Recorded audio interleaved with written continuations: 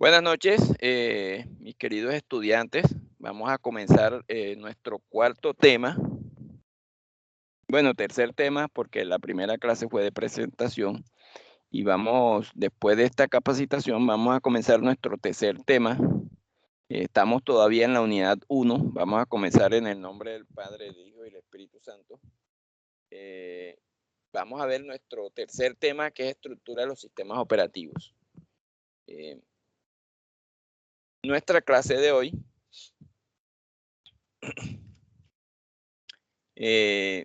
todavía seguimos con los sistemas operativos, seguimos todavía con la unidad 1 y vamos a ver hoy todo lo que se refiere a la estructura de un sistema operativo. Entonces acuérdense que lo que habíamos dicho, que el sistema operativo mediaba entre el hardware y el software, entre nosotros y la parte física, y que para que los procedimientos funcionen bien, para que haya una buena gestión, el sistema operativo presenta una estructura ligeramente distinta a los demás programas. ¿Qué quiere decir eso? Que el sistema operativo tiene, ¿cómo les diré?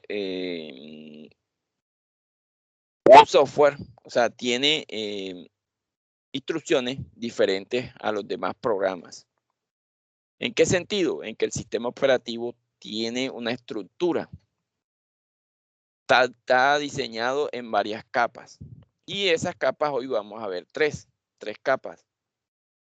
Entonces la primera capa, vamos a ver, es la más importante de esa capa, que es la capa la que está en contacto con el hardware. Esa capa es la capa del núcleo, es el elemento más importante del sistema operativo y se encuentra en la capa inferior. Hay otra capa que está más alejada, o que está en el medio, perdón, y es la capa del sistema de archivo, que vamos a ver hoy los sistemas de archivo, cómo usted cuando formatea un dispositivo, le aplica un sistema de archivo. Y la capa más alta es la llamada interfaz. Entonces, hay tres capas ahí, aunque ellos tienen más, pero esas tres capas son las que vamos a ver hoy. La del núcleo, que es el elemento más importante, y la que está más alejada, que es la interfaz del usuario. El sistema operativo, como saben ustedes, se carga de primero, y lo que primero que hace es cargar el núcleo. El núcleo es la interfaz que está en contacto directo con el hardware. Lo inicia y le transmite los comandos que usted, por ejemplo, escribe o que usted le asigna con el mouse. El resto de capas que vamos a ver ahora en la unidad 2 van una debajo de la otra. ¿Se acuerdan que yo les mostré una figurita en la segunda clase, que eran 4 capas? Era hardware, sistema núcleo, traductor, intérprete y traductor, intérprete y se me fue la otra parte, la tercera parte, y interfaz.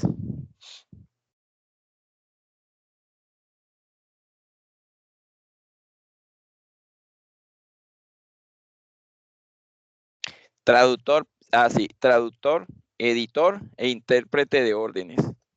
Está hardware, está núcleo y sistema operativo, está el traductor, está el editor, intérprete de orden y el programa de aplicación. Esos son 4 niveles.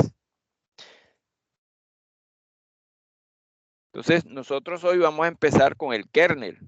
El kernel es el núcleo. ¿Sí han oído hablar del kernel? Sí, lo he visto en el administrador de tareas del sistema operativo. Exacto. Entonces, ¿quién trabaja? Perdón. El sistema operativo trabaja con un kernel. El kernel es, por lo general, háganse la idea de que el kernel es esa persona que está ahí entre el director y el empleado, o sea, el que está en el medio. Entonces el kernel es como el núcleo, como el corazón del sistema operativo. Sin el kernel no se realiza nada. El kernel es el núcleo de un sistema operativo y por tanto es el que dirige el computador. Imagínense ustedes un director de orquesta, el que está diciendo con la varita qué debe tocar el violín, qué debe tocar la trompeta, qué debe tocar el piano, él es el que está ahí dirigiendo. ¿Cuándo debe entrar el man del piano o la persona que esté tocando el piano? ¿Cuándo debe entrar? ¿Cuánto tiempo dura la nota que están tocando en el violín? ¿Cuánto tiempo debe tocar el bajo? ¿Quién puede entrar y quién no? Entonces, eso es como decir el kernel. Es el núcleo de un sistema operativo y es el que está en el medio, o sea, el que está ahí en contacto con el hardware y es el que más se usa. Kernel, si no estoy mal, viene del alemán que significa hueso. Creo que es así, kernel. Es una palabra alemana. Kernel. No sé si se pronuncia así. Creo que es así, sí.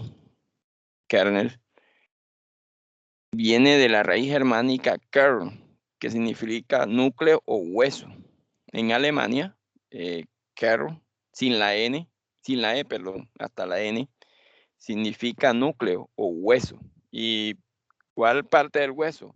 Lo que está en el medio, o sea, como uno le llama, a lo que cuando uno parte el hueso, ¿cómo es que le llaman a eso?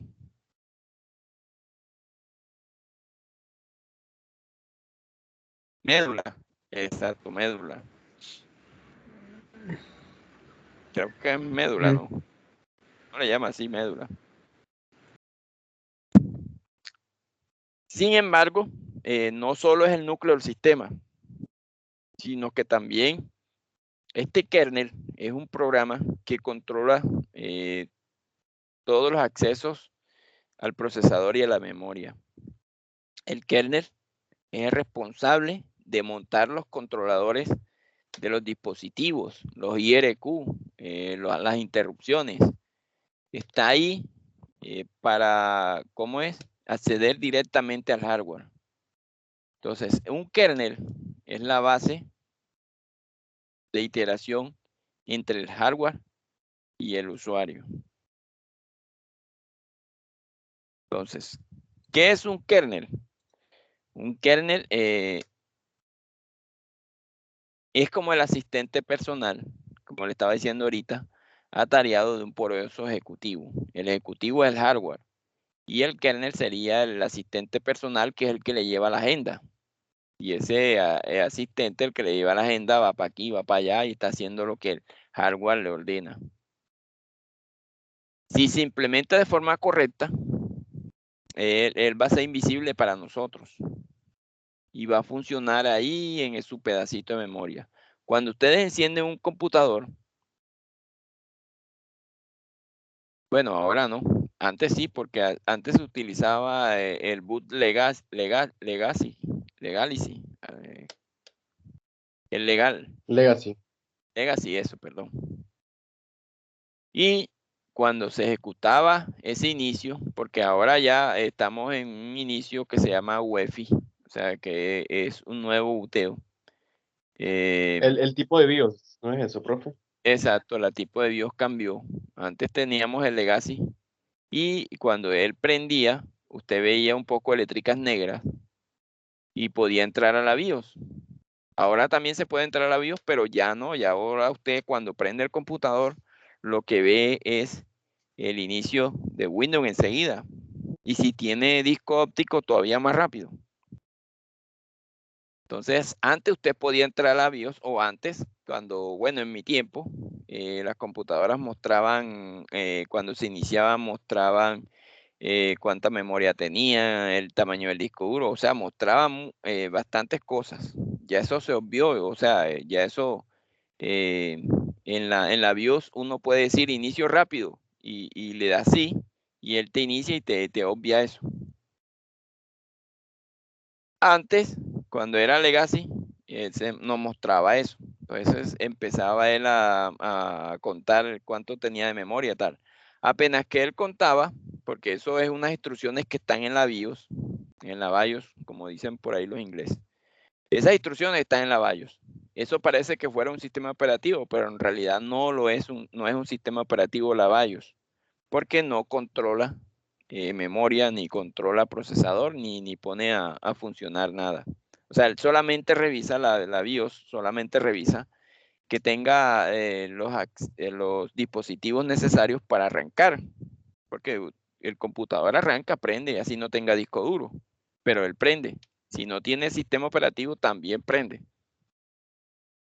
Lo único es que nunca va a prender si no tiene procesador, o no va a arrancar si no tiene memoria. Él prende sin memoria también RAM, pero él va a sonar, va a pitar. Cuando no tiene procesador, sí es que no prende.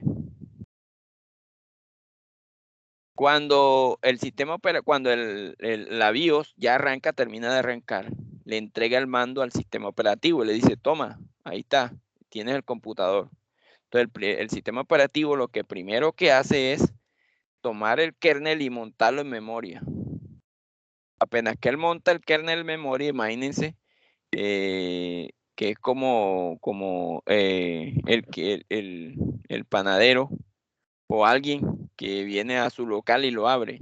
Abre la puerta enseguida y empieza a revisar qué tengo. ¿Ya? Entonces él empieza a revisar. Usted imagínense a alguien que entra a una parte y empieza a revisar. Vamos a ver, está bien el cuarto, está bien la sala, está bien esto, está bien aquello. Y empieza a revisar de todo. Se monta el kernel y el kernel lo que empieza es a montar los controladores.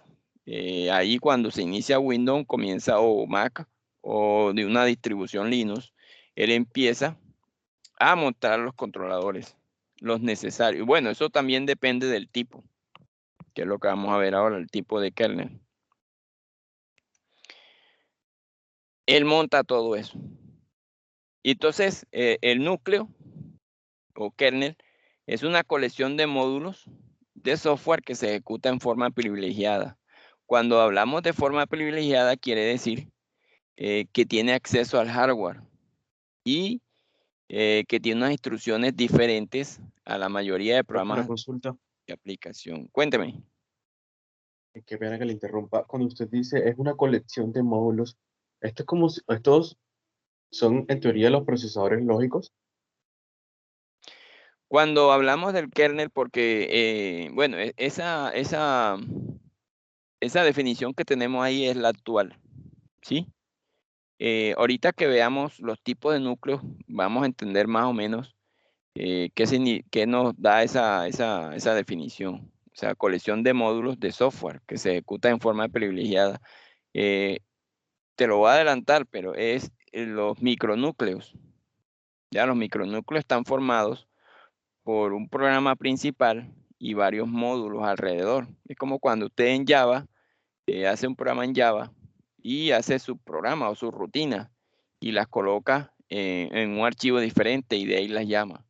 O como cuando usted crea un sitio web, entonces hace el index, hace otra página, contenido, el contáctenos, y esas están hechas en otras páginas. Pero tú de la principal, desde un menú, puedes acceder a aquellas páginas. El kernel, Ok. listo, pero ahora miramos bien. El kernel permite el funcionamiento, como dice ahí, de cuestiones básicas como la comunicación. O sea, apenas que él arranca, se empieza a comunicar con todos los dispositivos. Él mira para ver si está conectado a la red. Mira para ver si tiene teclado, tiene mouse. Aunque solo detecta la BIOS, la BIOS te puede decir keyboard no phone, presiona F1 No entiendo por qué si no tiene teclado, cómo vas a presionar F1, pero muchas veces sale. Él gestiona los Así le procesos. dijo el ciego al sordo. Ah. Presione, dice que keyboard no phone. Press F1 to continue. F1 para continuar. Ah, y si no tiene teclado. Yo siempre cuando teníamos computadores esos antiguos que salía así que el puerto no, ni siquiera era USB, sino era un puerto SDI. Era No verdecito el era el conector. PS2, algo así. Uno redondo. Sí. Antes era, el mouse era puerto COM, pero después cambió a PC2. Ya, y después el teclado pasó de PCI a PC2. Yo tengo uno así, profe, pero se dañó y me tocó ya comprarlo así como que inalámbrico porque no le encontraba ninguno al computador. No pagó la plata. No, Esos teclados eran buenísimos. sí, los PC2, que tenían, para que la gente no se equivocara, le pusieron un color, porque la gente trataba de conectarlo en el mouse, o sea, no entendían, y los desarrolladores dijeron, no, vamos a ponerle color, porque había mucha garantía de daño. Entonces le pusieron color, al mouse le pusieron verde, y al teléfono, al teclado creo que le pusieron No moradito. morado, para que nada se confundieran. Y atrás en la CPU colocaron el conector morado, verde y morado. Sí, todavía mi equipo tiene esos conectores. Ah, sí, aquí lo estoy viendo. Todavía tiene el conector del equipo. El mouse, antes de ese puerto, bueno, eso tuvieron que verlo en arquitectura del computador, era COM 1. El mouse era un COM 1 o COM 2. Se conectaba al puerto COM. Y después de eso, viene el PC2 y ahora el USB. Bueno, el kernel se encuentra en el centro del sistema operativo. O sea, digámoslo así, como metafóricamente, porque en realidad no está en el centro, sino está son las primeras instrucciones de los módulos, de los archivos que se compilan para el kernel. Creo que algunos se llama kernel. No sé si tiene extensión, porque el de Linux yo lo estaba viendo, pero algunos no traen la extensión .io, creo, no me acuerdo. Y controla todas las funciones importantes del sistema operativo. Entonces, si usted tiene Windows, si usted tiene Mac, si usted tiene una distribución Linux, si usted tiene Android, si usted tiene un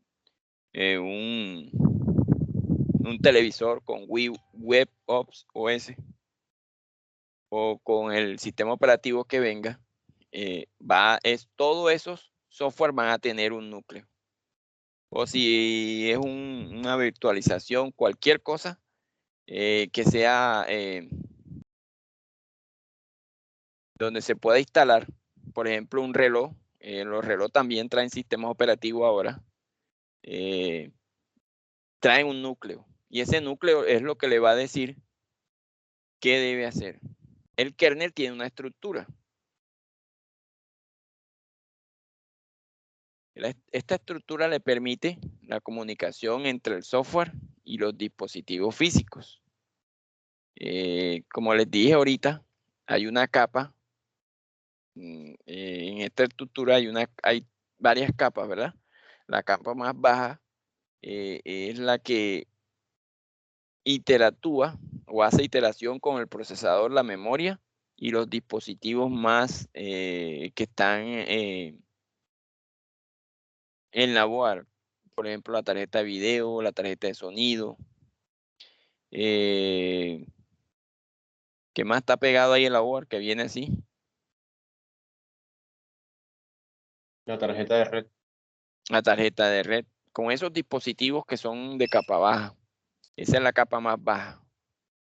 Y él monta ahí los controladores. Cuando usted monta una UART, él también busca, bueno, él busca que dentro de su base de datos tenga esos controladores. Si no los tiene y está conectado a la red, él busca en el fabricante, en la empresa del fabricante, y trae esos controladores, porque todas empresas que hacen dispositivos le entregan los controladores a los desarrolladores de sistemas operativos y ellos los incrustan. Por eso es que, como decía ahorita, los módulos, en esos módulos vienen incrustados los controladores con sus interrupciones y sus IRQ. Sobre esta capa, la más baja, se encuentra otra capa, que es la capa de gestión de memoria, que es la que distribuye la memoria RAM y la memoria virtual, o sea, la caché y la memoria secundaria. Entonces, la primera capa es la capa que es la física. La segunda capa es la que gestiona la memoria, porque antes de que todo pase al procesador, primero tiene que pasar por memoria.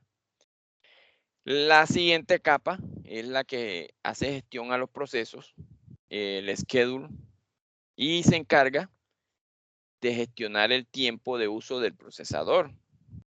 Después de eso está el gestor de dispositivos. En Windows se llama administrador de dispositivos, Device Manager. Y por último está la capa de interfaz de usuario, que antes, por ejemplo, ahora se llama GUI o WYSIWYG, que le dicen WYSIWYG, pues, aunque se llama GUI, Graphic Interface User.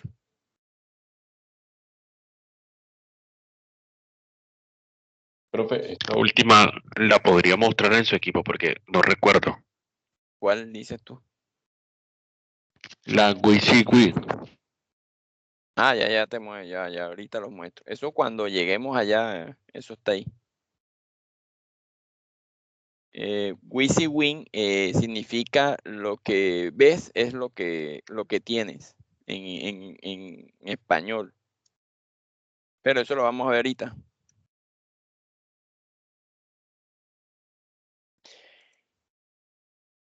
Entonces, entre las funciones más importantes del kernel está administrar la memoria, está administrar el tiempo de procesador y está gestionar el acceso y uso de los diferentes periféricos conectados al computador.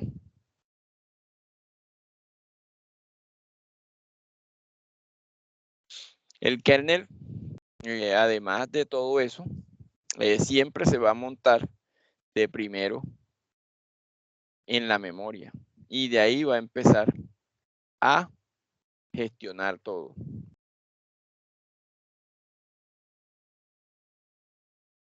Hay varias funciones. Tenemos que el kernel cumple 4 tareas. 1, que es gestionar la memoria, como está ahí. 2, que es gestionar los procesos. 3, que es gestionar los dispositivos. Y 4, que es gestionar la seguridad del sistema.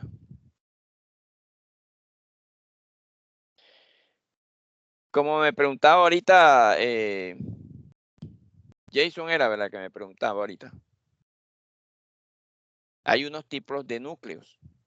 Y el kernel tiene unos tipos de núcleos. Esta es como la historia de los kernels.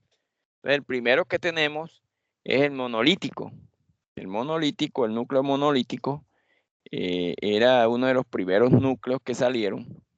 Se llamaba monolítico porque todas las instrucciones estaban contenidas en un solo archivo. O sea, imagínense ustedes que ustedes hacen un programa en Java o ustedes hacen una página web y todo lo meten en una sola página, en el index. Entonces, los saltos, el contácteme, o sea, todas las páginas, todas las instrucciones lo meten en el index. Como cuando Todo la está hacía ahí. eso le llamaba código espagueti. Exacto. Como cuando uno programaba en C, que era un solo archivo, y ese archivo se volvía inmenso porque tú le empezabas a meter procedimientos, le metías funciones, pero esas funciones quedaban ahí en ese mismo archivo. Entonces tú abrías, abajo terminabas el programa y entonces empezabas a llamar las funciones y las funciones estaban contenidas ahí en el mismo archivo. Entonces tú compilabas, era un solo archivo. Eso eran los micronúcleos de antes. Los utilizaban los sistemas operativos de monotareas y monoprocesos, porque eran fáciles para esos sistemas operativos de esa forma controlar el equipo. Estaban diseñados de una manera en que si tú querías corregir algo, tenías que bajar el sistema operativo, compilar y volver a subirlo. O sea, no era una forma así que no, que vamos a agregarle una función. Cuando querías agregarle una función o algo, tenías que bajar el sistema, tenías que acceder, ingresar los códigos o las instrucciones, compilar y volver a ejecutar el sistema operativo. No era nada así como que digamos, era muy engorroso, no era nada fácil de corregir o de agregar un nuevo módulo. Cada vez que salía un controlador o salió un dispositivo nuevo, esas instrucciones, esos controladores había que agregárselos al kernel. Imagínense, ese kernel va creciendo. Cada vez que sale una impresora nueva hay que agregarle los controladores. Cada vez que se hacía un nuevo proceso hay que agregarle los controladores. Entonces, ese archivo, ese kernel, como era monolítico, empezaba a crecer y a crecer y a crecer. Llegaba un momento en que ya se desbordaba, o sea, se ponía lento porque él se tenía que ejecutar en todo. O sea, todo el kernel se montaba en memoria y a veces, como tenía poco en memoria, era muy lento, se volvía muy lento el equipo. Se le dio una solución y entonces se crearon los micronúcleos. Los micronúcleos empezaron a utilizar servicios, como dice servers, aparte del kernel. Entonces, el kernel solamente tenía en sus instrucciones la gestión de la memoria y los procesos. Los controladores se cargaban aparte, se cargaban en módulos adicionales. Entonces, si yo quería tener un módulo, si yo quería agregar un nuevo controlador, yo creaba un módulo y se lo pegaba. Eso es como cuando usted tiene un rompecabezas y va poniendo las partecitas, va pegando. Entonces, si quería poner un nuevo módulo, lo agregaba. No tenía que abrir el núcleo, sino que le agregaba la instrucción. Se hicieron más fáciles de manejar porque ya a veces ya no se necesitaba sino agregar la actualización y él no necesitaba reiniciar ni apagar el equipo ni nada de eso. Se mejoró el manejo de memoria. Se manejó ya los procesadores, varios procesadores. Se hizo, ya se podía manejar la multitarea, la multiprogramación, el multiusuario. Entonces, debido a que los módulos eran independientes, a veces también se retrasaba porque había que subir el módulo del equipo. Dependiendo la cantidad de memoria que tuviera, tenía que subir el módulo y a veces habían retardos. ¿Qué sistemas operativos actuales utilizan este núcleo? Lo que es sobre todo Mac, Minix, BIOX, utilizan más que todo los micronúcleos. También los sistemas operativos distribuidos utilizan este núcleo. Y vamos a ver la combinación de los dos. Entonces, hay algo que se llama híbrido y es la combinación de los dos kernels anteriores. Este que ustedes ven aquí, híbrido, es el que utiliza Windows, Microsoft Windows NT. O sea, Windows está hecho con un kernel híbrido. ¿Por qué? Porque si ustedes ven la historia de Microsoft con sus sistemas operativos, él comienza utilizando un sistema operativo llamado PC-DOS, que le cambia el nombre a MS-DOS. Ese sistema operativo era monolítico. Cuando pasa y crea Windows 3.1, que era una interfaz para ese sistema operativo MS-DOS, empieza a crear, pero sigue todavía, empieza a crear la interfaz, pero sigue todavía con el kernel monolítico. Cuando Microsoft saca el primer sistema operativo con interfaz gráfica llamado Windows 95, él lo hace con micronúcleo. Pero, perdón, él todavía lo hacía con monolítico. Y le había agregado todavía la herencia de DOS.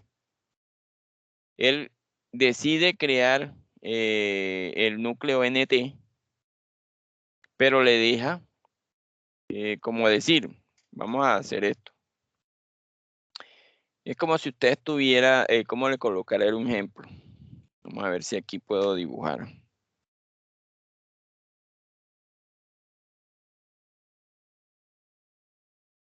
Y ahora está serenando. Por ejemplo, este es DOS. Mira, ahí se ve. Vamos a ponerlo rojo.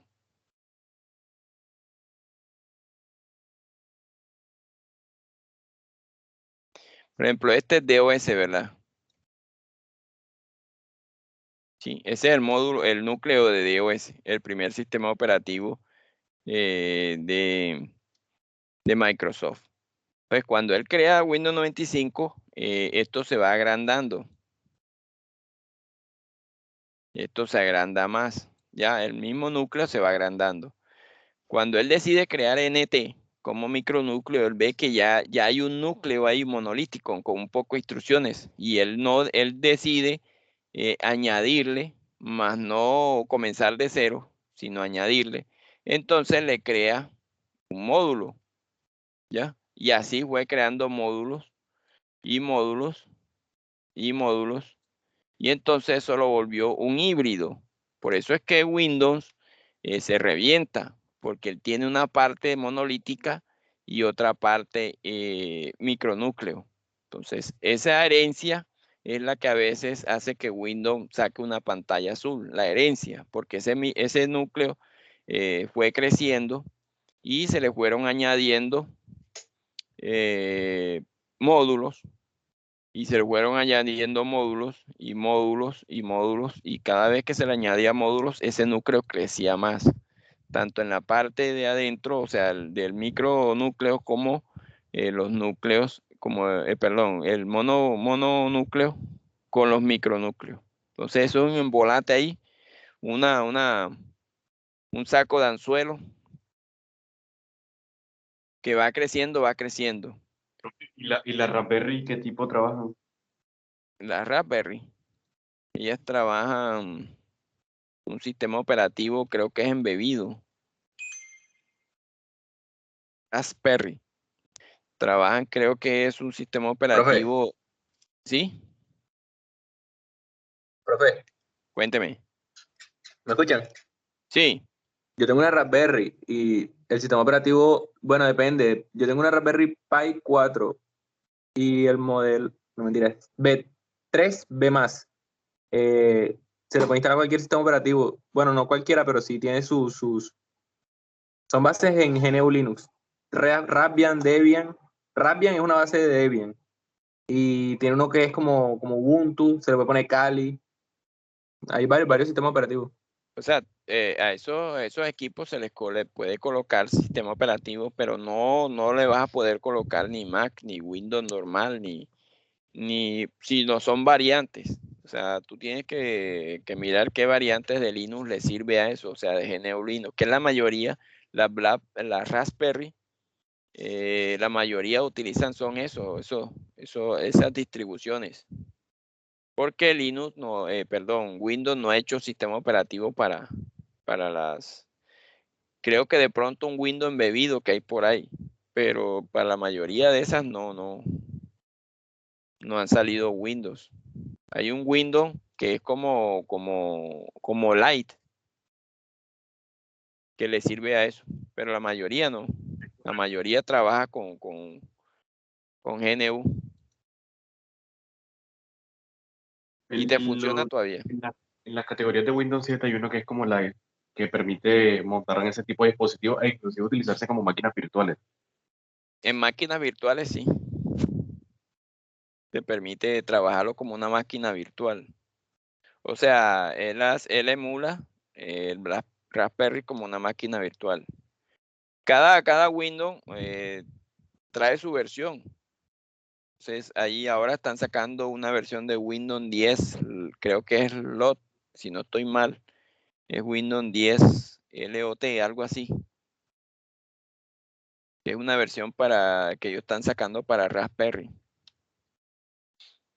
Tiene la posibilidad de instalarle su Windows 10. No sé cómo vendrá en Windows 11, pero la idea de Microsoft es expandirse. Y la idea de Microsoft es ya mudarse de cómo es de sistema del sistema operativo, porque lo va a tratar como servicio. O sea, así como ya está el Office, que el Office está en la nube, ya ellos sacaron Microsoft 365, el Windows 365, y es un Windows que te trabaja en la nube. O sea, solamente necesitas un navegador y listo. Y con ese navegador tú entras en tu sesión y tienes el Windows como si fuera acá, tuvieras tú en tu casa. O sea, que lo tuvieras tú en tu computador. Ya esa es la nueva moda ahora. Lo que no pudo hacer Google con el Chromebook. Y como el sistema operativo de nube, ya Microsoft está probando, aunque ahora mismo solamente es comercial, porque es muy caro. O sea, vale como $1000 una licencia mensual. Y no creo que nadie va a tener esos $1000 mensuales para tener Windows en la nube, pudiéndolo tener, pudiéndolo tener en su computador. Ese Windows no lo van a poder craquear. ¿Ah? Pudiéndolo tener en el computador y licenciado, porque una licencia esa cuesta como ¿qué? $250 por mucho. Sí. Igual hay gente que lo tiene y ahí dice en la parte derecha encima del reloj, dice, este Windows no está licenciado y así lo tienen.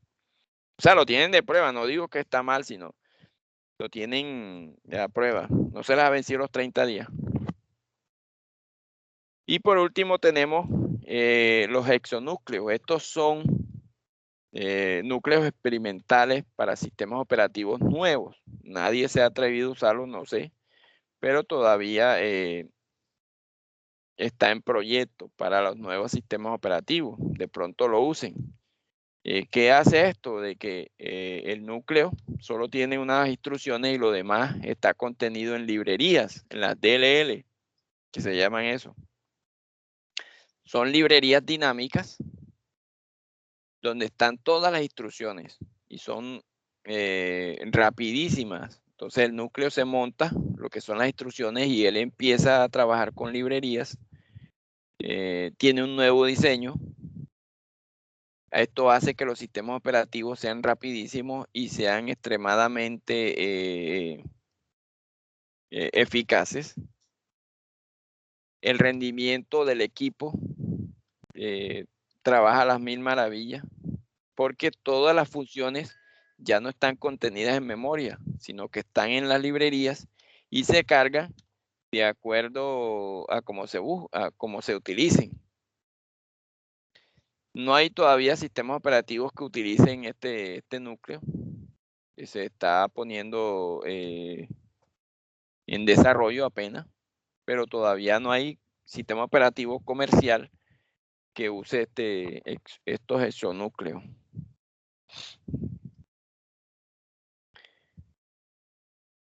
Después de esto, de ver el núcleo, el kernel, o sea, no nos metemos a profundidad, vamos a ver lo que son los sistemas de archivo.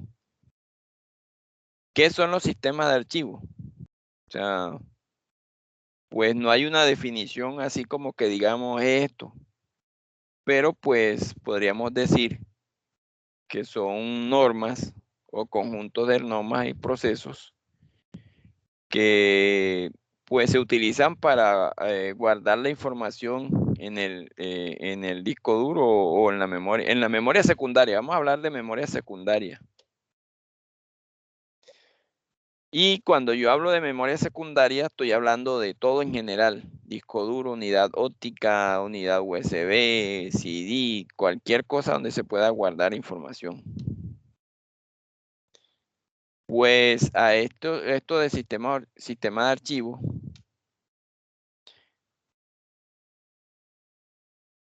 el sistema operativo lo que hace es que cada archivo contiene unos datos independientes y es necesario que esta información que contienen estos archivos se agrupe en un orden. Y en ese orden, ¿cómo es? Pues el sistema operativo, pues en la parte de Windows, empieza a crear carpetas. Y hay carpetas de sistema, hay carpetas System32, hay carpetas de usuario, hay carpetas de archivos de programa. Y en las distribuciones Linux, o sea, en el núcleo de Linux ya no serían carpetas, sino directorios. Y lo trataría como un árbol de directorios. Linux no trabaja con unidades, sino con árbol de directorios. En Linux, no sé, yo creo que todavía no se llama carpeta, sino se llama directorio. Entonces él trabaja con un root y debajo del root empiezan a crear los demás directorios. En Windows ya se llama carpeta y Windows trabaja con unidades por cada dispositivo. Hay dispositivos que se pueden particionar y se pueden crear unidades lógicas. En realidad es un solo disco, pero como lo particionan, crean unidades lógicas.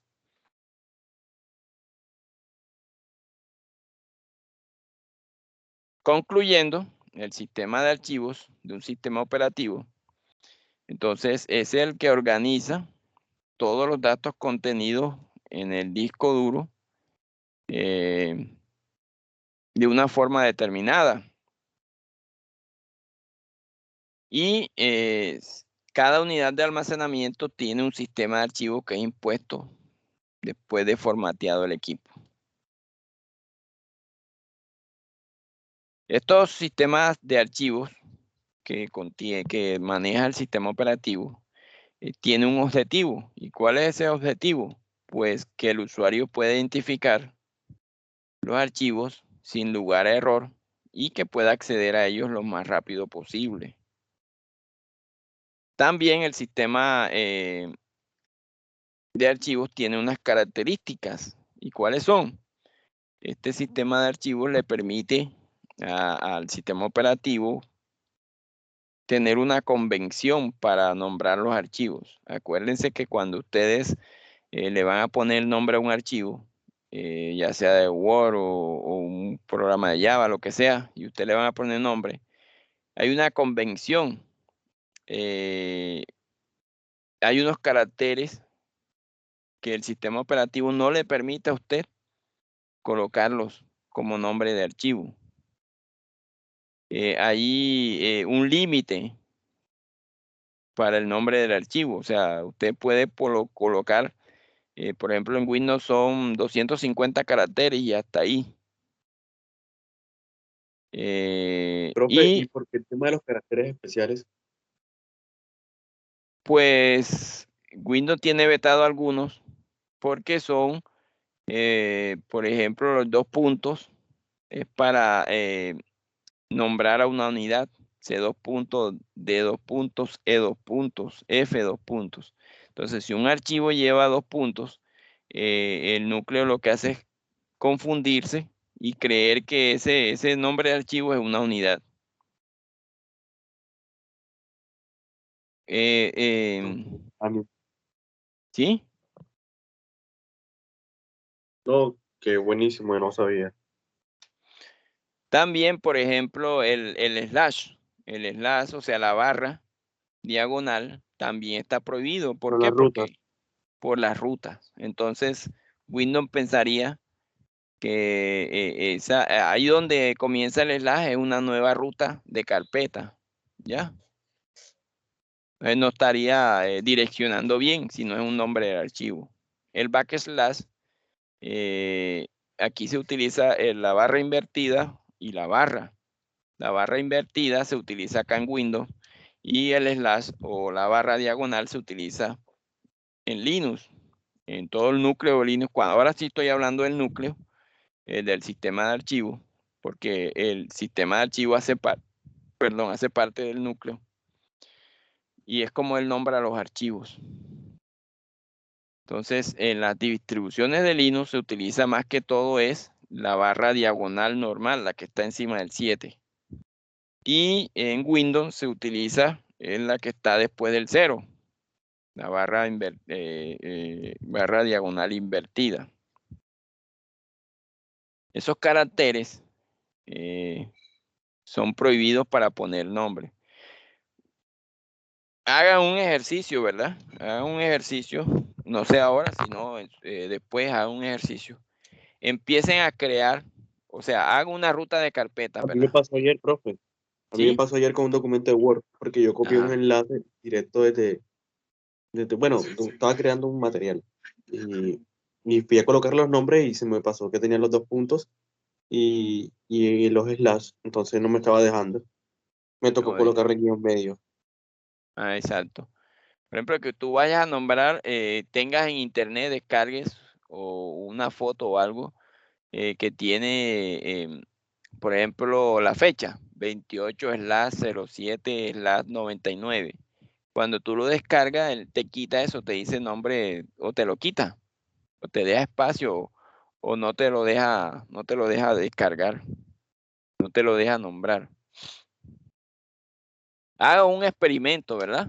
Hagan esto, creen una carpeta, ¿verdad? Principal. Y a esa carpeta, pónganle como nombre una palabra que tenga 20 caracteres. Y después, dentro de esa carpeta, creen otra que tenga 20 caracteres. Y así sucesivamente. Y se van a dar cuenta que cuando lleguen, si no estoy mal, a la 15, ya no van a poder crear. Y si hay un archivo ahí dentro, no lo van a poder abrir.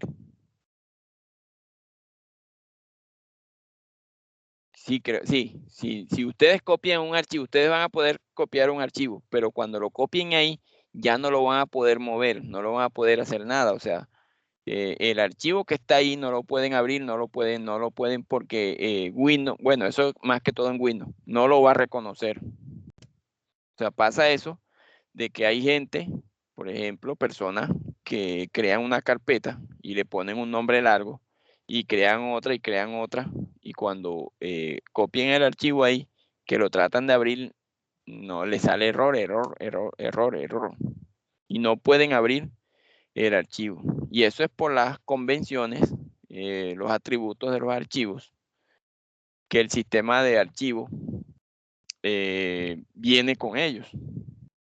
En Windows máximo, si usted va al explorador y usted abre un explorador máximo, por ejemplo, desde que comienza la unidad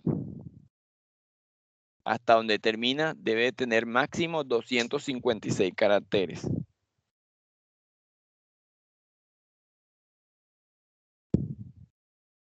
Yo creo que aquí tengo un ejemplo.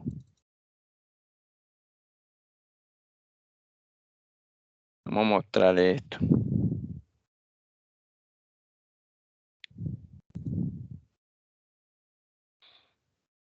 Entonces, miren, aquí está un explorador, ¿verdad?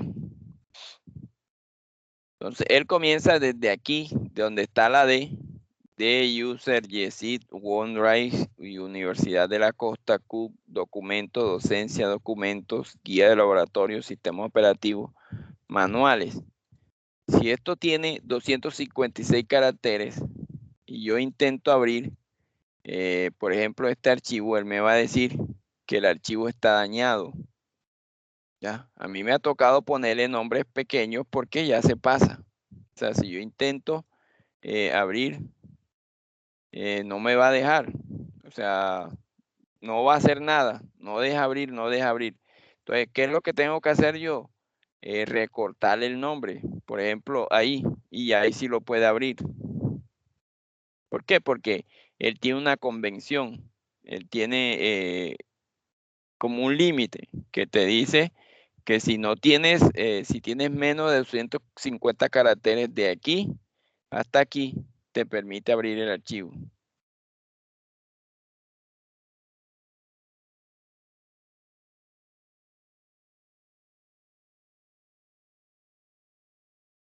También tiene unos atributos. Los atributos, ¿cuáles son? Los atributos son solo lectura, oculto. Los atributos son de solo, modificable, que tú lo puedes modificar. Todos los atributos que tiene un archivo, o sea, oculto, solo lectura, listado. ¿Qué más hay? Que tú lo puedes modificar, control total, que puedas escribir sobre él. Otros atributos como la fecha, como el tipo de documento, como la ruta, como el tamaño, como la fecha de creación, la fecha de modificación, el elementos. estado, sí, los elementos. Esos los da el sistema de archivos. También está el control de acceso, que quiere decir de que ese archivo, dependiendo del tipo de sistema de archivo, ese archivo tiene un control. O sea, solamente lo puede acceder fulanito y yo le doy ahí permisos especiales. Por ejemplo, cuando uno trabaja con Linux o con GNU Linux, tú le puedes dar acceso a ese archivo a algunas personas o no. O tú le modificas los atributos al archivo y ya tú puedes decir, no, este archivo solo lo puede leer el root y ya nadie más lo puede abrir.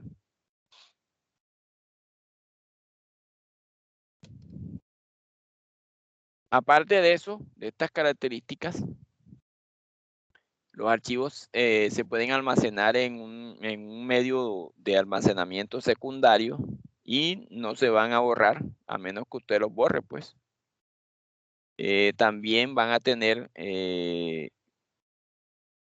nombres y permisos de acceso asociados que permiten controlar que usted pueda compartir ese archivo. Y van a tener una estructura.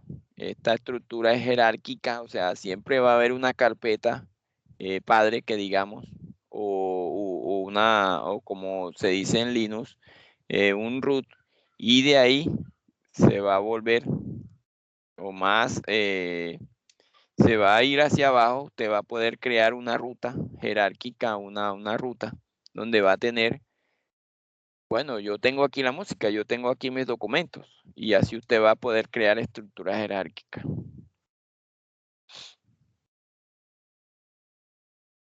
También los sistemas de archivos deben permitirles al sistema operativo unas operaciones. ¿Y cuáles son esas operaciones? Crear archivos. O sea, si un sistema de archivos no puede crear un archivo, pues ya recoja y vámonos. Permitirle escribir sobre los archivos, abrirlos, que se puedan leer, y así como así como se abrió, también que se cierre, y permitirle borrar. Si yo quiero borrar un archivo, pues, o el sistema operativo quiere borrar un archivo, que se lo permita.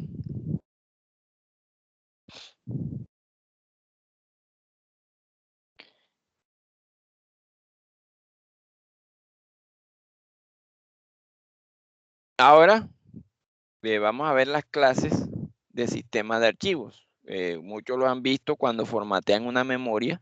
Cuando usted formatea una memoria, usted sabe que ahí le aparece el tipo de formato de archivo. Entre los ejemplos que vamos a ver, está el más viejo, el más antiguo, que era el file FAT, que es el File Allocation Table. Perdón. Este era el que usaban los dispositivos de antes, los computadores de antes, cuando utilizaban núcleos monolíticos. El MCDOS trabajó mucho con esto. El OS2 Warp trabajó mucho con esto, con el FAT. Se trabajaba con esto porque como todavía no había grandes cantidades de información, entonces el File Allocation Table permitía formatear los dispositivos y guardar la información. Este salió en varias versiones, FAT12, FAT16, FAT32. Gestionaba volumen de datos pequeños, o sea, no necesitaba tanto. Ya está desactualizado. Profe, ¿cómo así que no necesitaba tanto? O sea, espacio. O sea, yo lo que entendía por el FAT era que cuando nosotros tenemos un dispositivo actualizado, por ejemplo, una unidad, una flash, una USB, y yo le cambiaba el formato, la cantidad de almacenamiento que normalmente tenía la memoria no era la misma que iba a tener luego de que tuviera este formato. No, lo que hace es que eso, yo creo que eso debieron verlo en arquitectura del computador, lo que se llamó clúster. Los clústeres y los espacios de la memoria, cuando ustedes ven los dispositivos, cuando formatean, dependiendo del sistema de archivos, él viene y crea unos espacios. Eso se llama clúster. ¿Sí? El clúster, entre más pequeño, mejor. Ya, porque puedes utilizar bien, eficientemente el espacio que tú tienes en la memoria. Supongamos que tú tienes una memoria de 32 GB y tú la formateas y cada clúster es de 1 GB. Entonces tú nada más podrías meter 16 archivos. ¿Por qué? Porque máximo 16 archivos, porque en cada pedazo, vamos a ver si podemos dibujar aquí. Vamos a echar para atrás. Bueno, aquí vamos a dibujar aquí. Cuando él lo formatea, supongamos que está la memoria, él lo formatea, ¿sí? Él va formateando y va creando una estructura, ¿ya? Que son espacios, sectores que le llaman también, o clúster, son sectores. Y cada sector le da un tamaño. Cada sector tiene un tamaño, ¿ya? Y en ese tamaño, si por ejemplo, cada sector le da 5K, ¿verdad? Y tú tienes un archivo de 15K. Entonces, aquí va a utilizar 3 sectores. Tú tienes un archivo de 18K. Mira que como son 5K, entonces tú vas a utilizar 4, que te da 20, pero de esos 20 nada más vas a utilizar 18. Hay uno que no lo vas a utilizar completo. Entonces, entre más pequeño, mejor, porque se optimiza más el espacio. Pero supón que tú formateas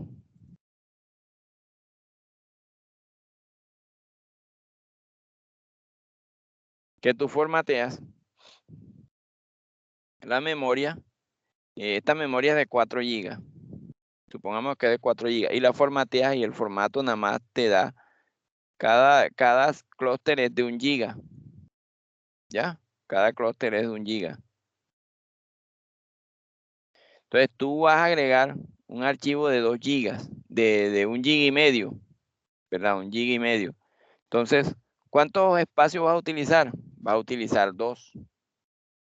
Y aquí se te va a perder medio giga. Ya aquí se te pierde medio giga. ¿Por qué? Porque ocupas 2 gigas, pero en realidad el espacio real es de 1.5. Entonces, si tú quieres, aquí nada más te quedan 2 gigas de espacio, ¿verdad? Si tú quieres agregar una película de 2.5 gigas, él te va a decir que no hay espacio. En realidad sí están los 2.5, pero te va a decir que no hay espacio. Por eso es que a veces tú intentas meter un archivo en una memoria y no cabe, porque pero tú dices, pero si hay espacio, ¿por qué no cabe? Porque no se está optimizando el espacio. Ya él crea sectores y entre más pequeños sean los sectores, mejor, porque así se optimiza más el espacio.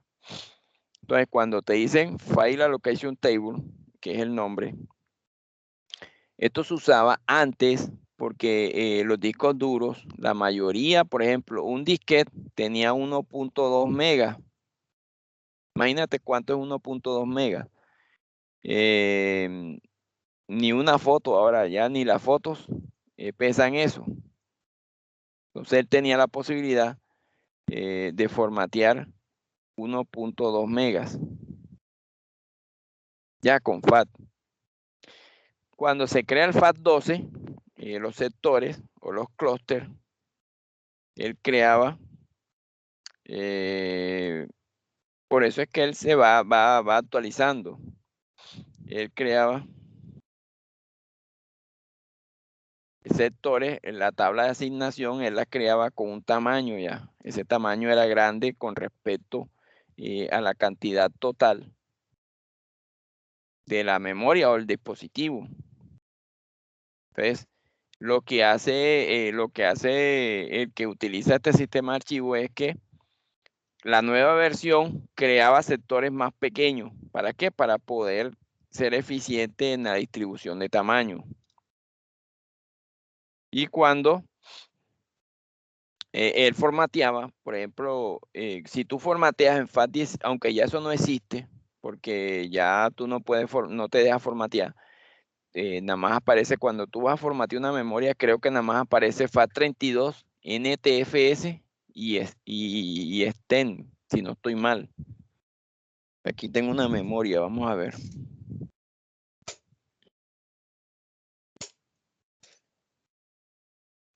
Vamos a ver.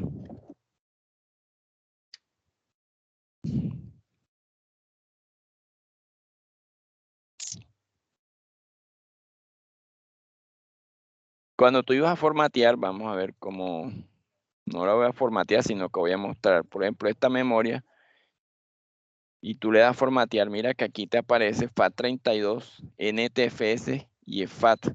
O sea, ya no aparece ni FAT16 ni FAT.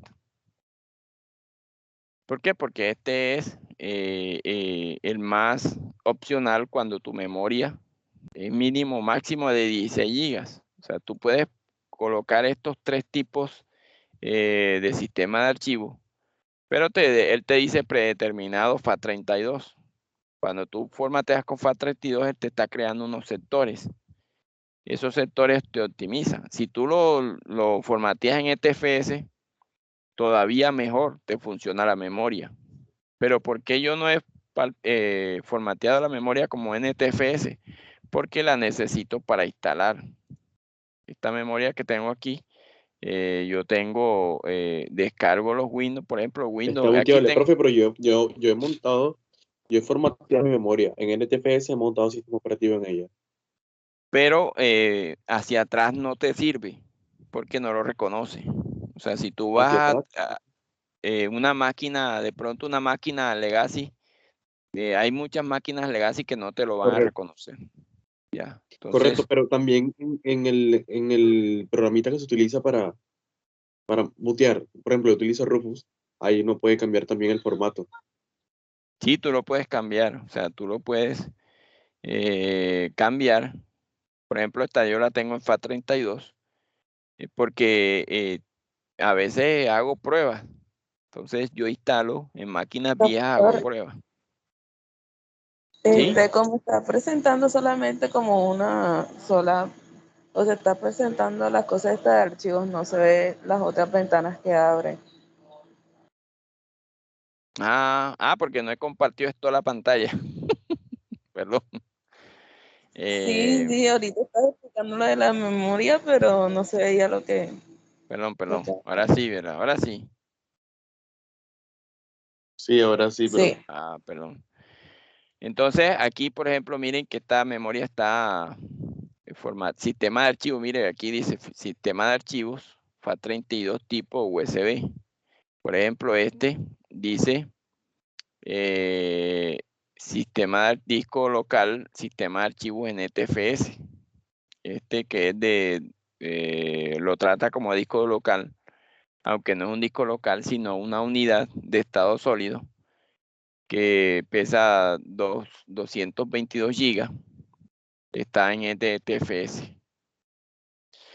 pero sigue siendo un disco, profe, sigue siendo una unidad para él, De él lo lee como una almacenamiento. unidad de almacenamiento y, le coloca esa categoría, porque Exacto. como usted le montó el sistema ahí. ¿Qué pasa? Y te explico qué pasa, ¿verdad? Yo he leído bastante, hay una, por ejemplo, hay páginas, una página que se llama Genbeta, creo que es. Ahí yo leo bastantes artículos y dice que cuando Windows, ¿cómo es? Cuando Windows trata la unidad de estado sólido como un disco duro, la daña. Entonces, para Windows 11 ya hay una corrección en eso. O sea, una unidad de estado sólido no es lo mismo que un disco duro, porque el disco duro se fragmenta. Tú sabes que él se fragmenta.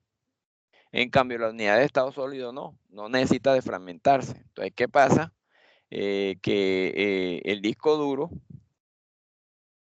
es diferente a la unidad de estado sólido, porque la unidad de estado sólido no necesita fragmentar. Cuando pasa eso, se va dañando, se va degradando la unidad de estado sólido. Y él lo trata como disco duro. Hay veces que se daña más rápido porque lo está tratando como un disco duro, entonces le está en las propiedades, le está haciendo de fragmentación a la unidad y eso no se debe hacer, porque por más que sea, bueno, voy a compartir otra vez toda la pantalla. Por más que sea, miren, él aquí tiene herramientas y él está comprobando errores y está optimizando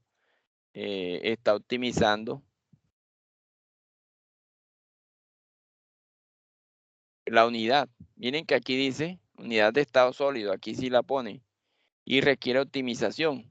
Entonces, por ejemplo, la otra que sí es unidad de disco duro está 2% fragmentado, o sea que está bien.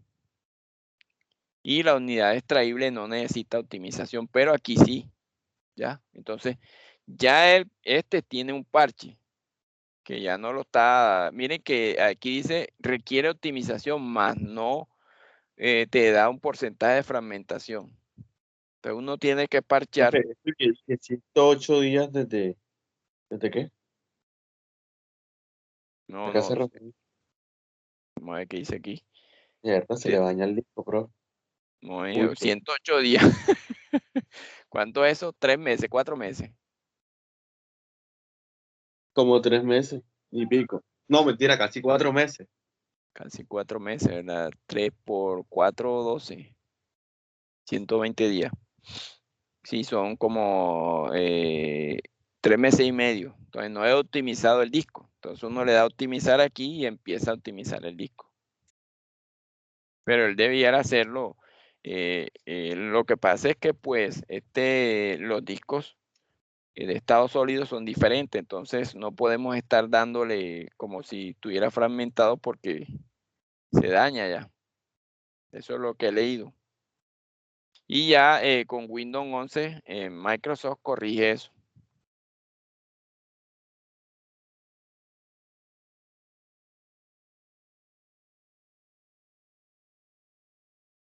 Entonces, el FAT, cuando uno formatea FAT, tenía 3 versiones, FAT 12, FAT 16 y FAT 32.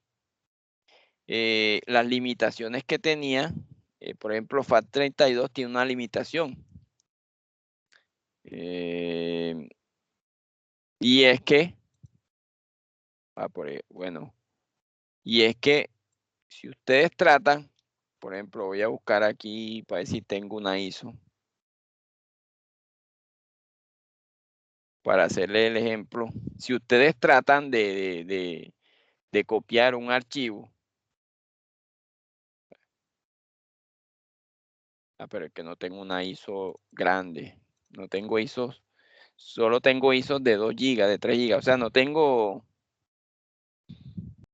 un archivo así grande. Vamos a ver si... Nosotros no podemos ver lo que está presentando. No, yo todavía no lo estoy presentando porque apenas estoy buscando. Ok.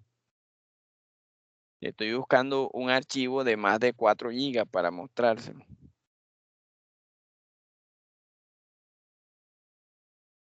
El FAT32 tiene esa limitación,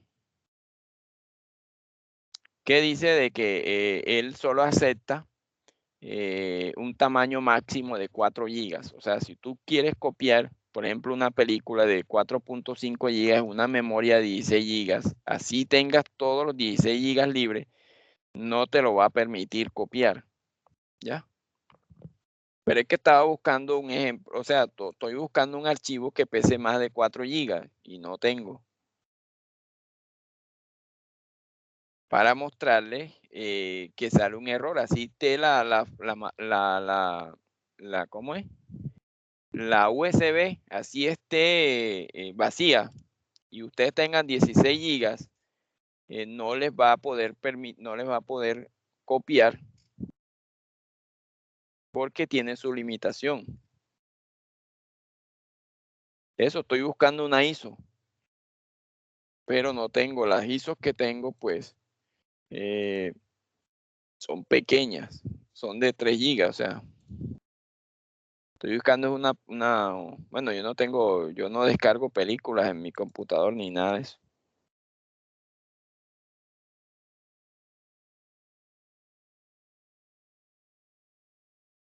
Bueno, para la próxima clase sí voy a descargar un ISO de Windows que pesa 6 GB, porque bueno, si lo descargo ahora, se me va el tiempo. Entonces, para la próxima clase yo les descargo y los muestro. Pero no tengo disco duro, o sea, por ejemplo, el disco duro que tengo, me tocaría armarlo. O sea, tengo un disco duro externo de 3 teras y tengo toda la información grande ahí. O sea, yo digo, ¿para qué voy a tener si no los uso muy poco? Entonces, en el de 3 teras, que es externo, entonces me toca conectar, buscar una extensión. No, hombre, se nos va ya casi vamos a terminar entonces. Esto tiene sus ventajas y sus desventajas, que es que usted puede utilizar este formato, miren, la USB y tiene compatibilidad con Mac, con Windows y Mac. Pero la desventaja es que solamente tiene, por ejemplo, los archivos, el tamaño máximo es de 4 GB. Tiene una ventaja, es que si se pierde un archivo, o sea, si se pierde el enlace, es fácil de recuperar con la FAT32.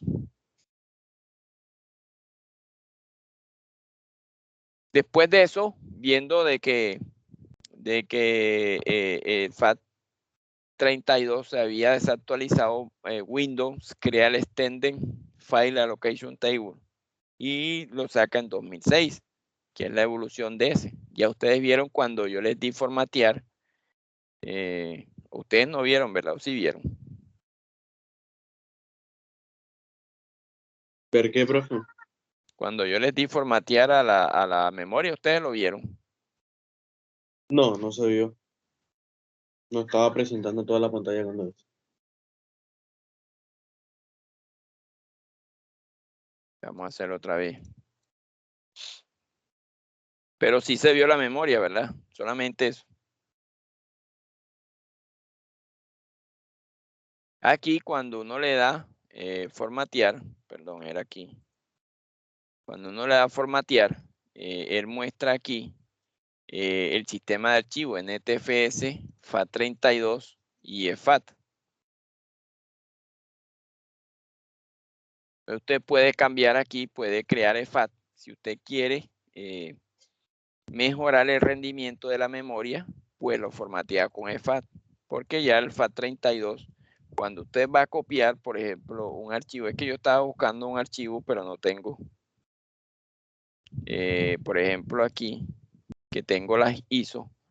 Estas tres, miren que la más grande de 3.8, o sea, y eso es lo Profe, y el tema del formato rápido, ¿en qué influye? ¿Que hace un formato por encimita o no detalla muy bien la unidad? ¿Qué pasa con el formato rápido? ¿Verdad? Cuando tú le das aquí formato rápido, ¿qué se diferencia si yo le quito esto? El formato rápido lo que hace es que libera, esto tiene una tabla, ¿verdad? Cuando tú formateas en FAT, NTFS o EFAT, él crea una tabla en las primeras direcciones de la USB. Todo esto está con direcciones, ¿verdad? Cuando tú lo formateas, formato rápido, lo que hace él es desligar. Te lo voy a, ¿cómo es? Voy a dibujarlo aquí. Yo antes tenía una pizarra aquí, ¿verdad? A ver, ya voy a buscar la pizarra. Whiteboard. Miren.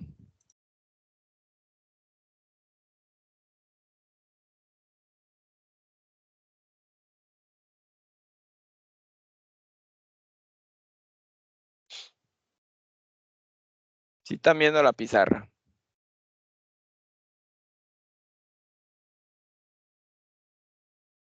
Ya están viendo la pizarra. Hola. Sí, sí. Bueno, listo. Supongan que este es la memoria, ¿verdad? Entonces, él aquí en la entrada, él tiene una entrada, ¿verdad? Por aquí. Entonces, él entra por aquí, ¿verdad? Aquí supongan que hay un casillero. ¿Sí? El casillero se va a guardar aquí. Todo esto está así. Bueno, porque vamos a poner...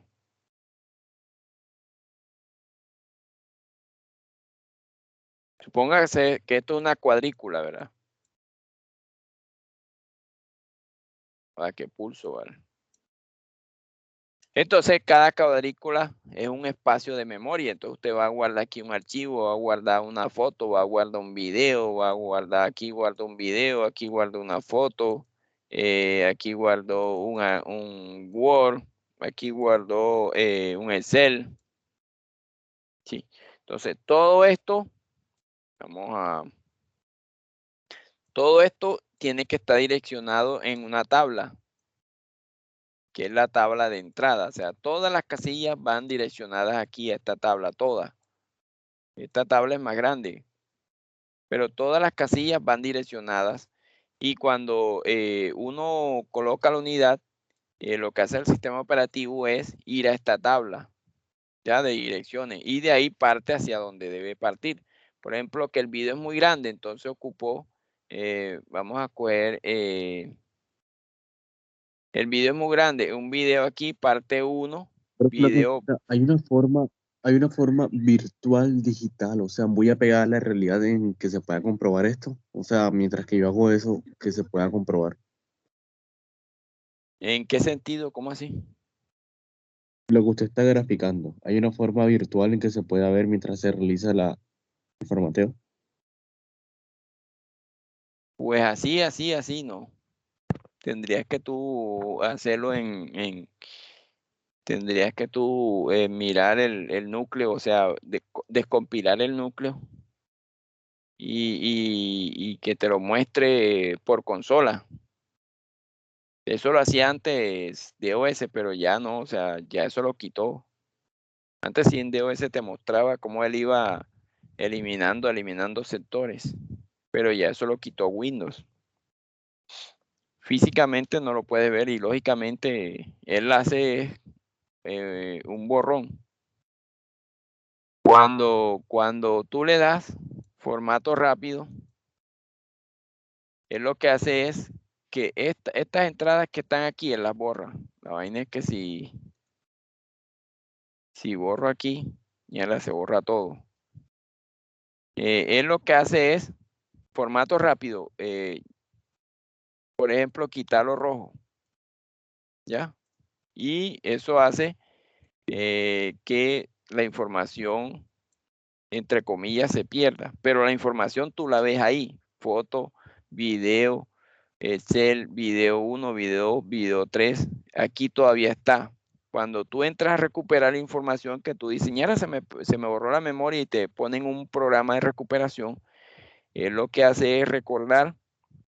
El programa de recuperación lo que hace es mirar aquí qué había aquí ya.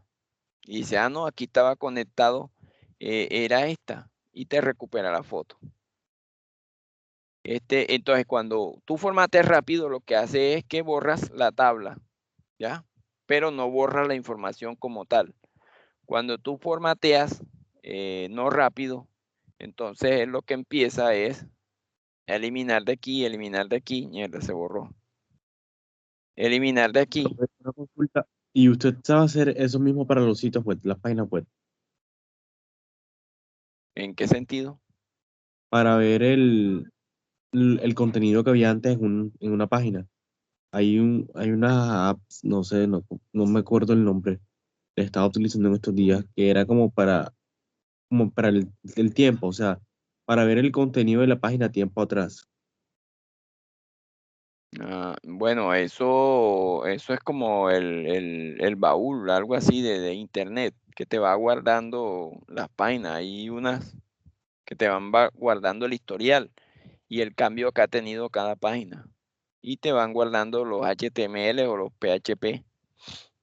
Pero así, esto es físicamente, o sea, no es como, digamos, virtualmente, sino físicamente hace esto, con tanto la memoria como los discos duros. Por eso es que cuando tú le das formato, él se demora más. O sea, si tú le quitas el chulito, él se demora más. Sí, más o menos me explico, ¿verdad?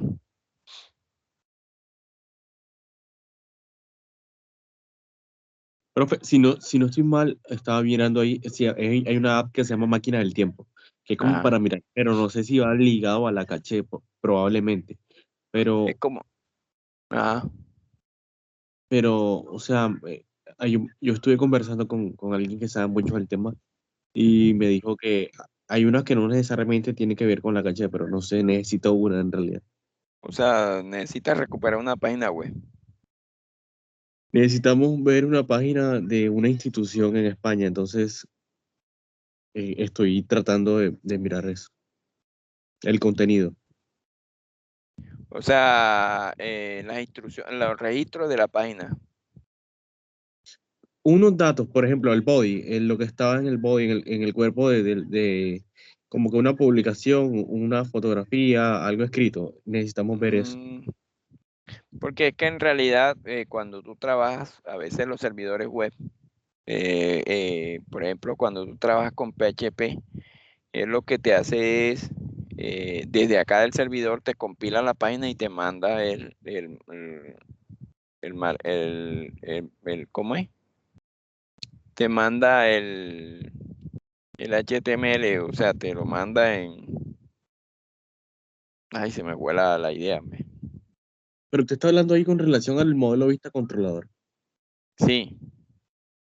O sea, tú sabes que cuando tú, dependiendo cómo programen ellos sus páginas, porque no siempre es lo que uno ve, o sea, ellos pueden programar en ASP o pueden programar en PHP o dependiendo de lo que tengan ellos. Tú sabes que el navegador es un intérprete nada más. Entonces, cuando tú vienes y te manda la página, él no te va a mandar el código, sino ya te manda la página interpretada. Entonces, muy poco se puede ver lo que tiene una página. ¿Sí me explico o no? No. Voy a Sí, perder la voz. sí se explica. Tal vez es como que, o sea, ahí está solamente alojado temporalmente, no va a aparecer en el navegador porque en el navegador no está alojado, solamente se está proyectando el contenido Cuando tú le das F12, por ejemplo, tú abres el navegador y tú le das prestacional. F12, él te va a mostrar, lo que él te manda, o sea, lo que te manda el servidor web. O sea, él no te va a Pero si mostrar, quiere lo proyecta, profe, lo podría proyectar en su equipo.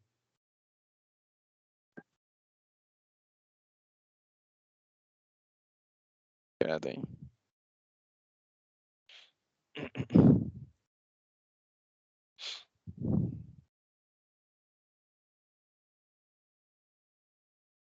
Por ejemplo,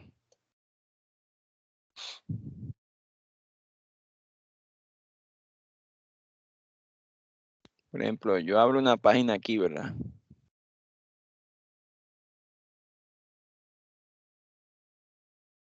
¿Verdad? No me deja ver.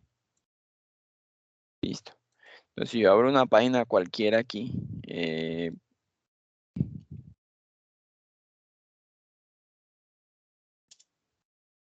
por ejemplo, y yo le doy F12, él aquí me va a mostrar el empaquetamiento, o sea, el HTML, no en sí.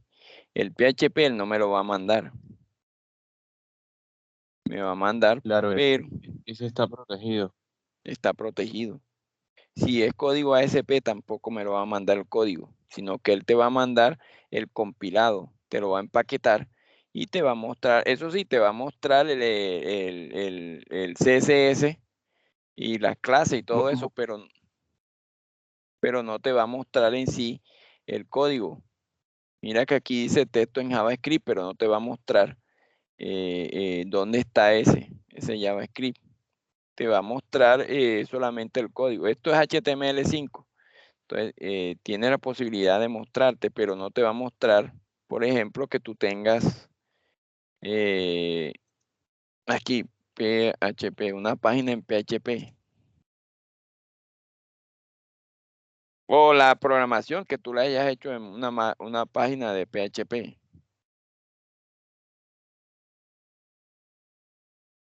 Por ejemplo, añade aquí no hay una ejemplo. Sí, yo le comprendo porque eso se hace por protección, más que todo por seguridad. Si permitiera la página poder ver como tal, donde se está ejecutando todo, porque ese HTML es la estructura, el otro se está manejando el diseño, y el otro Exacto, es PHP donde se maneja toda la parte de las operaciones, y bueno, si es con JavaScript o con jQuery lo que se está manejando ahí, Por ejemplo, depende. es esto. Aquí está el controlador, el código PHP. Cuando tú haces la petición, él va y consulta, pero él te va a mandar el empaquetamiento en La vista nada HTML, más. en la vista. Él nunca te va a mandar el controlador. O sea, eso tiene que él se ejecuta aquí. No era como antes. Antes no había esto, sino que todas las páginas se ejecutaban en el servidor, en el navegador. Ya no. Ya las páginas se ejecutan en el servidor y él te manda solo una vista, un empaquetamiento de la página. Eso es lo que hace la programación ya. Antes HTML, aunque HTML no es un lenguaje en sí de programación, sino es un interpretador.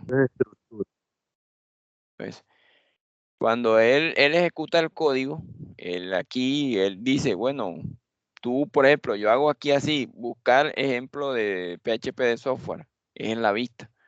Él manda aquí al servidor, en el servidor lo ejecuta, en Google tiene su base de datos, me trae todo esto que ustedes ven aquí, todo esto me lo trae, me lo manda, pero él me lo empaqueta, no me manda el código en sí, que tú le das, por ejemplo, F12 aquí, y él no te va a mostrar nada de PHP, ni ASP, ni nada, sino te va a mostrar es el empaquetamiento. Entonces es muy poco probable, a menos sabes cómo es que tú puedes ver ese código, que tú descargues el sitio. Te busques Download Accelerator, creo que es Accelerator. Download, algo así, yo creo que es Download, que es un descargador de sitio, y tú descargues el sitio. Download Accelerator Manager. Y con esto tú descargas el sitio. Entonces tú vas, le colocas aquí el sitio y él te descarga el sitio. Y ahí sí tienes, ¿cómo es? Todo el sitio acá abajo. Y ahí sí puedes ver las páginas PHP, te va a mostrar todo. Ya con este, hay programas que te permiten descargar un sitio web completo. Entonces tienes, por ejemplo, aquí por ejemplo, tú descargas el sitio completo y él te lo trae hasta con la base de datos. Bueno, eso sí, Así es bacanito dependiendo. porque por eso es que uno copia el diseño algunas veces, más que todo, porque en los sitios web más que todo lo que más vale es el diseño y, y la parte de las estructuras. Estructura o cómo están diseñadas las páginas, si tiene base de datos, cómo está distribuido. Él te baja todas las carpetas, porque así yo me descargué un sitio que no tal y vaina. Yo, bueno, voy a descargarme ese sitio y yo me descargaba con ese Accelerator. Eso también depende dónde está ubicado, porque a veces también la seguridad del servidor, si te permite descargar el sitio. No todos los sitios se dejan descargar porque son muy inmensos, pero sí él te descarga la mayoría. Ya se nos fue el tiempo. Bueno, entonces miren, para no alargarme más, aquí están los formatos de archivo. Yo esta diapositiva se las voy a subir. Está el EFAT, eso no tiene ciencia, o sea, ustedes buscan en la semana, antes recuerden que la otra semana es la sumativa. Está el EFAT, está el NTFS, New Technology File System, que es el que normalmente nosotros usamos con Windows en los discos duros. Ya aquí el tamaño máximo de una partición es de 2 teras. NTFS sigue el principio de todo en un archivo. Linux es al revés, es otra cosa. Linux sigue el principio de todo es un archivo. NTF dice que todo en un archivo. O sea, todo en un archivo. Linux es todo es un archivo. Ya, sí lo comprenden. NTFS dice que todo en un archivo. O sea, acuérdense del micronúcleo, del mononúcleo. Linux dice que no. Linux dice que todo es un archivo. Por eso es que los directorios, cuando usted le pregunten, ¿un directorio de Linux es un archivo? Usted dice sí. O sea, parece una carpeta, pero no es un archivo. Es un archivo donde están todos los enlaces. Está el HFS Plus, que es el que utilizaba Mac hasta el 2017. Es compatible con Linux. Recuérdense que el núcleo de Mac está hecho de FreeBSD. Está con base que se hizo Next Computer. Y Next Computer utilizó el BCD. Y el núcleo de Mac está hecho con parte del BCD. Por eso es que el sistema operativo de Mac no se puede vender, porque existen unas cláusulas. A ustedes le venden es la máquina, no el sistema operativo. Vea que ellos no hacen tanta bulla de su sistema operativo como Windows, sino que ellos hacen más bulla es de los aparatos. El nuevo sistema operativo sistema de archivo de Apple es este, APFS, Apple File System. Hace 4 años que lo lanzaron, está diseñado en 64 bits y es el reemplazo del que estamos viendo, de HFS. Es compatible con todas las plataformas de Apple. O sea, Apple Watch, iPhone, iPad, iMac, todos los dispositivos de Apple están siendo reemplazados con este sistema de archivos. Y por último está el de Linux, que se llama Four Extended File System. Sistema de archivos más usado en las distribuciones Linux. Soporta hasta 1024 petabytes. Volúmenes de hasta 1024 petabytes. ¿Saben cuánto es un petabyte? 5 es 50 1000. gigas. No, un petabyte son 1024 terabytes. Entonces, Gigante. el Sten 4 soporta volúmenes hasta 1024 petabytes. O sea, 1024 gigas es un tera. 1024 terabytes son un petabyte. O sea que él está a 1024 a la 3 de información. Entonces, un terabyte de información es bastante, imagínense. Ahora 1024 terabytes. Menor uso de la CPU, del procesador, mejoras en la velocidad de lectura y escritura. Y el sistema de archivos es capaz de trabajar con volúmenes de gran tamaño. Por eso es que Linux maneja bastante bien los tipos de archivos. Casi todos los tipos de archivos. Y por último, ya para terminar, vamos a hablar de la interfaz del sistema. Ustedes saben que una interfaz del sistema es lo que usted tiene delante de sí. Es lo que hablamos ahorita, WYSIWYG, cuando me preguntaron, aquí es donde viene eso de la frase WYSIWYG. La interfaz del sistema es la conexión física y funcional que se establece entre dos aparatos, dos dispositivos o los sistemas y que funcionan independientemente uno del otro. Entonces, la comunicación entre mi persona y una computadora se realiza por medio de una interfaz. La interfaz se hace de una forma que uno puede interactuar. Acuérdense cuando vimos la historia de los sistemas operativos, había unos sistemas operativos que se utilizaban con manivela y eran más que mecánicos. Entonces se empezaron a utilizar interfaces.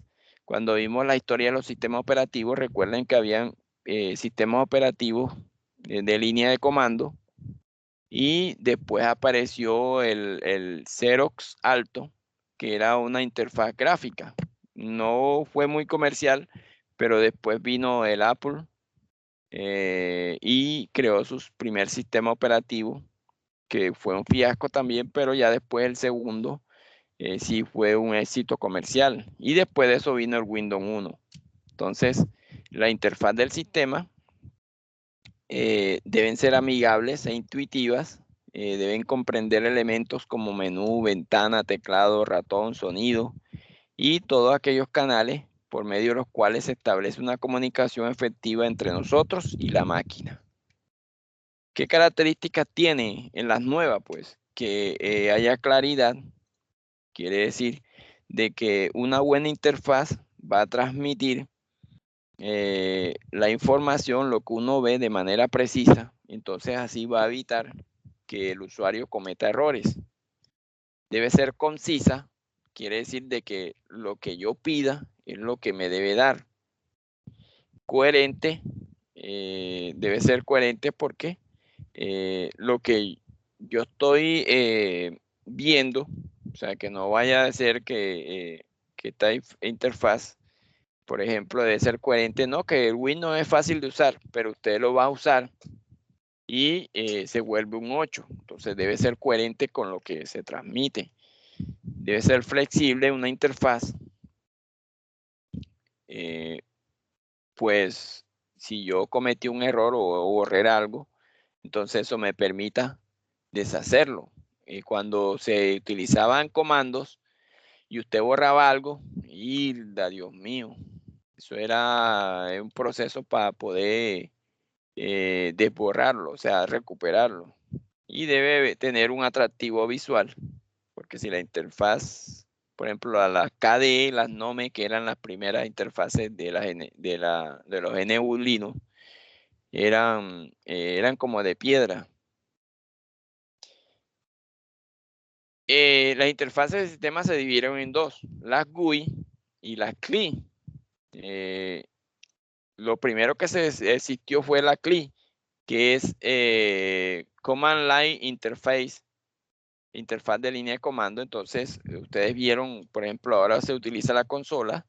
Entonces, el usuario introduce comandos e instrucciones al computador por escrito. Usted escribe C, dos puntos y tal, ls, dir, los comandos que tiene DOS. Y esta es una de las ventajas o ventaja o desventaja, pues no sé, el usuario necesita conocer y saber de memoria, imagínense, la gran cantidad de comandos. Usted debe saberse de memoria cuántos comandos existen para poder interactuar con esto. La desventaja, pues, es esa, que tiene muchos comandos y muchos parámetros y la persona debe saberse casi todo format. Por ejemplo, el comando format aquí en DOS tenía format C, la P, la G, la S, la Q, muchos parámetros. O sea, había que aprenderse todos esos parámetros. ¿Cómo formatear un disquete? Entonces, el disquete era format A, dos puntos, slash Q, que era rápido, slash R, que slash S, que había que instalar el sistema operativo, slash no sé qué. O sea, teníamos una gran cantidad de parámetros. Si tú querías, por ejemplo, una búsqueda, buscar un archivo terminado en con, entonces tú tenías que darle dir, asterisco, con punto asterisco y ponerle otros parámetros. Era a veces difícil, pero surgió lo que llamamos ahora. Esta es la que estábamos hablando ahorita, que la palabra es, ya te digo cómo es la palabra. La palabra es WYSIWYG. El que me lo estaba preguntando ahorita, WYSIWYG. Eso no significa, profe, pero eso no significa interfaz gráfica de usuario. Sí, GUI. Pero esto viene, esto también tiene otro nombre, que es WYSIWYG, con G. What you see is what you get. What you see is what you get. Es decir, lo que ves es lo que obtienes. Ya, esto antes se le llamaba WYSIWYG. O sea, genéricamente se le dice WYSIWYG. Nosotros en español pues le decimos WYSIWYG. Pero realmente es GUI, Graphic User Interface. Entonces ya ustedes saben que las interfaces gráficas sustituyeron a las de texto, a las de líneas de comando, simplificaron enormemente la interacción con el usuario y en la actualidad son el tipo de interfaz más utilizado. Aparecieron estas interfaces con el ratón, entonces empezaron a ponerle botones, barra de herramientas, menú, iconos, ventanas a todo el sistema operativo. Cuando nació Linux nació así, con interfaz de comando, y es más fácil trabajarlo con comando, pues para algunos, pues es más fácil trabajarlo con comando que trabajarlo con la interfaz gráfica. Y por último, están las NUI, que son Natural User Interface. Esas son las de ahora, por ejemplo, son cuando usted dice hola Siri, eso es una interfaz, ya usted no está hundiendo nada de botón, nada, ni está tocando nada. O por ejemplo, Google tiene lo que sube. Ok, asistente por voz, ok Google, que usted instala esos esos asistentes, y usted dice, Google, préndeme el televisor, y le prende el televisor. Google, préndeme el aire. Ok, Google, préndeme el aire. Ok, Google. O Alexa. O Alexa. Entonces, tienen un soporte físico, pero usted lo puede poner en alguna parte y ya con su voz activa lo que quiere activar y desactiva lo que quiere desactivar. Entonces, esas son las 3 interfaces. Ya la primera no se usa, que es esta. Esta es la que se ha usado más, y esta es la que se está promoviendo ahora, esa interfaz. O sea, ya vienen ahorita, ustedes verán los hologramas, que van a ser las nuevas interfaces. Un holograma que se le va a presentar a usted. Ya ustedes lo han visto en película. Entonces usted va a una biblioteca y se le presenta el holograma y le pregunta, interactúa con usted. Inteligencia artificial, y el holograma le pregunta qué libro quieres, o no sé, donde lo ponga, qué libro quieres. No, quiero este libro, ¿cómo lo quieres? Y ya usted interactúa con un holograma. Esas interfaces entran aquí, que son interfaces más amigables e intuitivas. Estas ahora ya se están aprovechando, las NUI, y se están instalando, por ejemplo, hay empresas, edificios inteligentes, que tú nada más miras y ya sabes quién eres, porque te abre el ascensor, te abre la puerta. Buenos días, señor Yesid, te pueden decir. Con solo ya leerte la retina, ya, buenos días, señor Yesid, desea un café, y te traen el café. O sea, y te abre la puerta, te pone el periódico. Pero eso mismo lo hace el asistente de Google, porque el asistente de Google ya llega un momento en que identifica, tienen como unos patrones para identificar la voz. Entonces, por ejemplo, nosotros en el trabajo tenemos varios, y, y nosotros decimos, ok, Google, tal cosa, pero cuando preguntamos por la agenda, no le dice la agenda a todo el mundo, sino al propietario de la cuenta o al que está vinculado. Y si le lee lo que tiene para el día.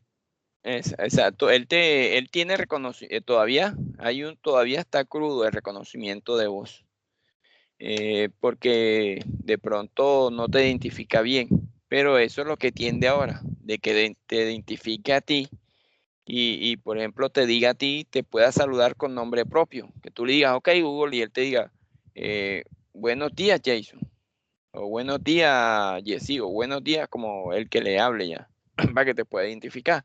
Él identifica los comandos de voz por ahora, ya. Y entonces él actúa con el correo del que lo configuró, porque eso se configura con un correo de Gmail. Y actúa, por eso es que te da la agenda, porque está tachado un correo. Pero ya tiende a de que a los Home Google tiendan a reconocer el timbre de la voz y te saluden personalizadamente. Entonces ya te reconocen el timbre. Entonces ya ellos reconocen que quien está hablando es un hombre o quien está hablando es una mujer. Entonces no es un sonido genérico que ellos reconocen, una palabra, ok Google, así la diga cualquiera, él te la reconoce. Hasta se activa el teléfono. Y que te reconozca tu timbre de voz y te diga, hola, buenos días, señor Jessy, ¿qué desea? No, necesito que me enciendas el auto y le pongas el aire. Listo, pan, y lo prende. No, necesito que en mi oficina ahora me digas si el aire está prendido o está apagado. No, sí, lo apagó, listo. Entonces colócame que no esté muy frío cuando yo llegue, porque de pronto llego a Colorado y así. Eso es lo que se está buscando ahora. Si ustedes ven, no sé si ustedes se vieron la película de Arnold Schwarzenegger donde clonaban el séptimo día, ¿sí se acuerdan? Bueno, no sé si se la han visto, la película de Arnold Schwarzenegger. En esa película, él se toma la leche y la nevera le dice, se acabó la leche, hago el pedido. Profe, pero eso actualmente está. Las neveras, por ejemplo, hay una de Samsung que permite hacer el inventario, permite ver los productos que están dentro y aparte, con el inventario te puede decir la caducidad de cada producto. Entonces te dice, a este producto le queda tanto tiempo de vigencia para usarse. Y te puede generar alarmas inclusive. Y hace el pedido automático también a la... Tú configuras la tienda y configuras la tarjeta con que va a pagar. Yo le comento esto porque yo estoy manejando, porque eso como tal es domótica. Eso es Ajá. yo estoy manejando la domótica ahora mismo en un proyecto que estoy manejando. Entonces, todo esto de los altavoces y esto lo estoy configurando como intercomunicadores. A ver, tú puedes hacer un proyecto de aula de eso. Lo podemos publicar en la revista Sexta de la Q. Y así vas ganando puntos. No sé O sea, qué es eso de la revista cuando- Sexta. hay una Primera revista vez que lo aquí. escucho. Bueno, yo se la explico porque ya la otra semana, porque ya son las 9:30 y de pronto ya ustedes quieran pues terminar la clase. La otra semana, media hora antes o 15 minutos antes de la prueba, yo les voy a explicar de la revista Sexta de la Q. Entonces, hasta ahí nuestra clase de hoy. Cualquier pregunta, ya saben, yo estoy aquí. La otra semana es la prueba sumativa virtual de la unidad 1. Mañana voy a revisar todos los trabajos. El que todavía no me haya enviado su trabajo, o el primero o el segundo, me escribe, por favor, y yo le doy plazo, pero ya no va a ser sobre 5 la calificación, porque pues ya está vencido el plazo. Puede escribirme y decirme, profesor, vean, yo no le puedo entregar por tal cosa, entonces, listo. Entonces ahí cuadramos hasta dónde le voy a calificar yo y sobre qué calificación va a tener. No es más nada. Si no tienen alguna pregunta o alguna inquietud, pues dejamos aquí. Nos vemos, si Dios quiere. Nos vemos el otro jueves a las 6:30 de la tarde en la prueba sumativa virtual unidad 1. Le pido a Dios que los bendiga y que mañana sea un día fructífero en sus vidas y que podamos encontrarnos el otro jueves. Si esperas un milagro, pues Jesús puede hacer un milagro en tu vida. Que tengan Ok, buenas profe, muchas noches. gracias. Hasta luego, igual, Buenas noches. Bueno.